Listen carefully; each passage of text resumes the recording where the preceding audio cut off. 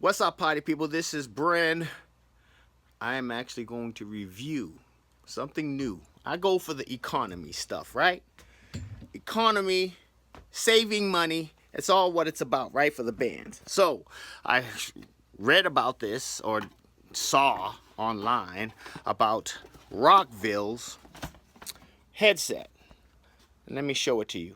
Rockville's headset. And I got this model here, the RWM60U headset for my drummer. When we gig out, usually we're using the tripod, microphone, stand, and it's just a huge pain in the butt. It takes up more space on the stage. So I bought this for my drummer. It's because he's on the stage. In these small venues, you can't really fit mic stand, getting in the way. So I've decided to get something wireless that we can just keep out of the way, less clutter. And so I decided to get this Rockville. Now I am impressed. I am impressed with this headset. First off, the headset is very small, very light, as you can see. Little microphone element. And there's a little cable that goes to, and I could have done an unboxing, but you know what? Overkill. No need. It comes, everything that I'm showing you comes in the damn box. So the plastic little wireless transmitter that has the mini XLR that plugs in. There's a little on and off switch and a battery low switch. If we open up, and give me a second here, let me actually open it up. Battery compartment there, and there is the gain switch that you can actually adjust the gain. When I got it, it was actually quite hot. You get a little screwdriver, stick it in there, and bring it down a little bit. Okay, so the bass. First off, I'm impressed with the quality of the bass. It's a steel chassis, metal, not even plastic. Now, look at this. It's got the antenna, a solid connection on the antenna, and it even has an extension on it that can pull out, I believe. Yeah, it has a little extra extension. It's UHF. And this is obviously this is the receiver, and I just turned it on, and that's it. It automatically connects. No fuss. I turned up the volume to the max. It's really hot, so you don't even have to actually have it up to the max, but I turned it up to the max. I control my gain here. There's a level meter, and let me turn on the pack, and I'll show you. It's a flexible area, so you can position the element, and sometimes you got to feel it. There's a little flatness. There's a round back, but there's a flatness where you know where the element is. And actually, I'm glad that there's a flatness so you can tell. But you can position it right up to your mouth. Hey! So that's really pushing it. I know my drummer doesn't sing that hard, so it'll be fine with his voice. But anyway, the back has an XLR output as well as a 1/4 inch out. There is also some cables. You can actually use this and connect it directly to a guitar if you want, because it's an instrument or headset. And all you do is you plug in the special cable that's a 1/4 inch that plugs into your guitar, and the other end is the XLR, the mini XLR, and there you can actually plug your guitar into it. What it comes down to is the sound quality, and that's something that's always on my mind. 50 bucks, how good can the sound be? It's gonna sound like shit, right? I am impressed with this quality of a microphone for a little bit of money. Now, I got a wireless headset microphone that actually sounds good for $50. I mean, it is definitely usable in a gig.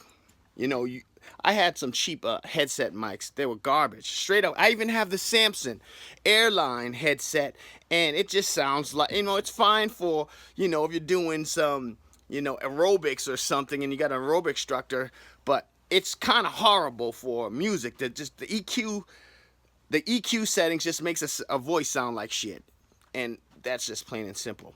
I had even a cable one that was better, cheap, but it also sounded like shit. I tried to EQ the hell out of this thing to make it sound decent, and I just couldn't get a sound out of it. This thing here, this Rockville, actually sounds good. Now, I compared it to Shure microphone, an actual plugged-in Shure microphone. You can hear the sound here. Now, I'm going to step up to a Shure microphone.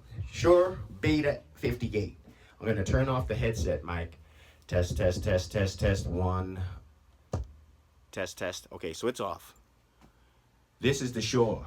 So the Shure, it's a little bit more mid-presence. The headset mic is a little bit more bass. It sounds fuller. This one is actually, so I could just cut a little bit of the bass on the Rockville and match this sound. I can definitely match the Rockville sound to the Beta 58 if I want to. Let me turn back on the Beta. And there we go, testing 1, 2. And the Beta headset sounds, oh man, it just sounds good. I'm impressed. I mean, it's gonna pick up everything. I think I actually have the volume all the way up to the max, and I got to gain about 21 dB. I can turn it down some and control that level. But yeah, I can even control on the EQ. But the frequency response, let me show you my RTA. And this is my X32 here. But yeah, the frequency response is pretty good. Hey, hey, hey, hey.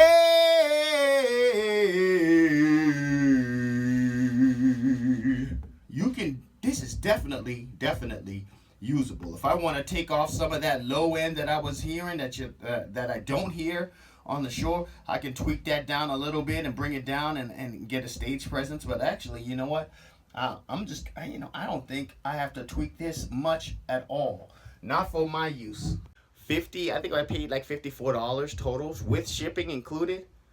This is a damn good headset mic. Now, this is so good, I'm thinking about eliminating all microphone stands for the band and just give them headsets.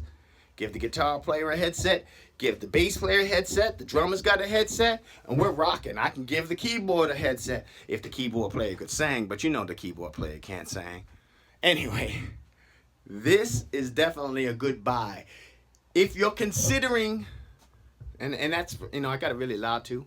And again, I'm gonna have to take it out in the field, but so far, and I'm just testing and seeing. I'm walking in my basement and I'm walking to the other end. Yeah, it's about a 40 foot basement, maybe a little more than that, 36, 40 feet. And I'm already over here on the other side with a whole bunch of furnaces and everything in the way, and I can still hear the PA. I can still hear my voice clear on the PA. I don't hear it kicking out. UHF, y'all. It actually is working. It sounds good. I'm thinking this is definitely a keeper. Anybody out there that's on a budget, you know, I run a band and I supply all the gear, audio gear, microphones and stuff, and when you're trying to save a little bit of money, I would actually, you know what, I didn't think I could even turn this gain down even more and be even better. But always looking for a bargain, something that works, something that is inexpensive. Now I do hear a couple of little something like that. And again, I'm in the basement here, and I don't use it inside of the studio, of course. You want to use it out in the field, and that remains to be seen. So I think it is the actual device that's giving me that little pop or shoot. This is working. This is working, you guys. Testing 1, 2, and it doesn't have to be. You can hear like it's like silver distorted. I can bring it back some, and the clarity comes back right there. So you don't even have to have it really up on your face. I'd say what are we looking at? About an inch or two? About a couple of inches? All right, you guys. I think this is good. Like I said, if you're looking for an inexpensive wireless headset microphone, Rockville RWM series. Wow. I'm impressed, Rockville.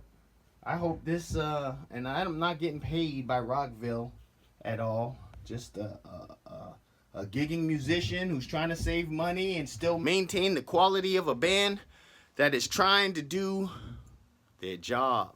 And that is making sure people have a good time. So y'all, headsets, Rockville, try it out. Worst case scenarios, you can always return it, you know? But this will work fine for my band. Mo Bounce will be in the house with a lot less clutter on the stage. Take care. Peace.